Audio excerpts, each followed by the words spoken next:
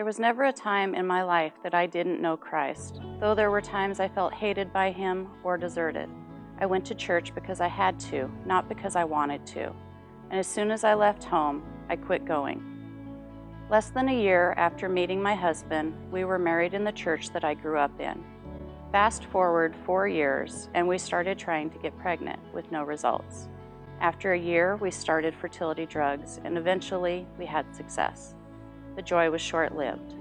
When excruciating pain landed us at the hospital, we found out it was a tubular pregnancy that had ruptured my tube, aborted the baby, and left me with a 50% chance of future pregnancy.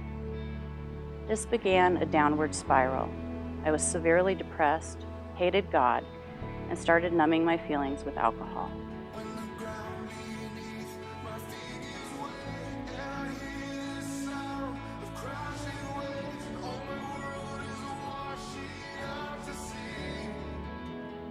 We continued trying to get pregnant, and as if that wasn't stressful enough, my husband decided to join the Gillette Police Department. Even with all these terrible thoughts in my head and no love for God in my heart, he blessed us with a baby boy in 2002. My husband really took to his job and was always at trainings for new responsibilities and opportunities with the department. I started to feel like a single parent. By this time, my parents had retired and moved away. His family was 100 miles away, and I felt completely alone. I thought alcohol would numb that feeling, or maybe another baby. 2 years of no baby, and further into my black hole I crawled, with my bottle in my hand. Finally, a little glimmer of hope. Maybe God didn't forget about me after all. I was finally pregnant. But that was short-lived. Something wasn't right, so I drove myself to the hospital, only to find out 4 months into my pregnancy, I had lost the baby and all hope. For several months, my only sober hours were during work. If I drank, it numbed the hurt. It didn't make it go away, but it numbed it.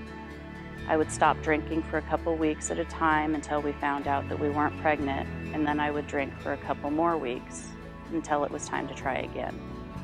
Somehow, through all the alcohol consumption, we got pregnant again, with 5 months of artificial insemination. I never had a desire to drink during pregnancy, which I thank God for. I had this amazing little human growing inside of me to protect and to keep safe. I was only joyful for about 2 weeks before postpartum depression hit. At 2 months, I quit breastfeeding so I could start drinking again. I drank because I was sad, lonely, and overwhelmed. I drank to relax and sleep. I drank some nights just to drink. No excuses were needed. I usually would make it to bed before passing out, but there were a few occasions when my oldest would wake me up on the floor or in the bathroom. No child should have to see that. Deep down, I knew I needed help, and I think that is why I started looking for a church home about 6 months before I hit my rock bottom. New Life felt like home the moment we walked into the auditorium. Everyone was friendly, we felt comfortable and welcomed for the first time ever. In hindsight, it was God's intervention beginning. On that terrible night of September 20th, 2013, I started throwing up blood. A lot of blood. I remember crying in front of my husband's chair that if I didn't get help, I was going to die. And he would be raising the kids alone. I was going to drink myself to death. The next day, we went to church, and I remember feeling the hand of God on my shoulder and a calm I had never felt before. We started singing "The Rock Won't Move" by Vertical Worship, and tears started pouring down my face. I fell to my knees, begging God to take this addiction from me. I surrendered everything to Him. My addiction, depression, loneliness, hatred, and fear. I surrendered my whole self to God.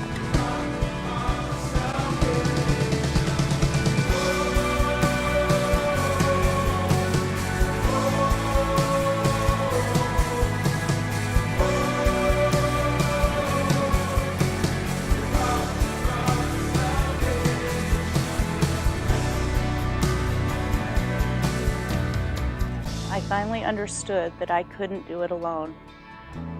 He was the only one that could heal me of everything that was wrong in my life.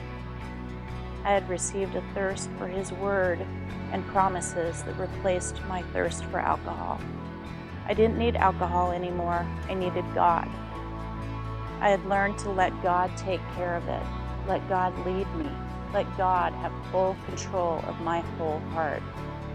Before I knew it, I was sober for 6 months, then a year. We were attending church on a weekly basis, and after the pastor gave an amazing down-to-earth explanation of what communion stood for, my husband got up and took communion with us. Seeing how God was working in me, he began believing in God himself. My son started going to youth group, joined the youth worship band, and attending youth retreats. My love for Christ was infectious, and we started attending family activities at church and joined a life group. I started volunteering and attending women's retreats. Last September, we were all baptized as a family. I asked my husband why he became a believer. His response, belief in Christ gives him hope. I thank the Lord for bringing me and my family to know Him and His unconditional love and promises. I pray that anyone in this room that is struggling with depression, anxiety, fear, loss, addiction, or negative feelings of any kind will let God into their heart to be healed, to help us to know and remember we are loved by God, that none of us is so far gone that we can't be saved, and feel His daily presence and love.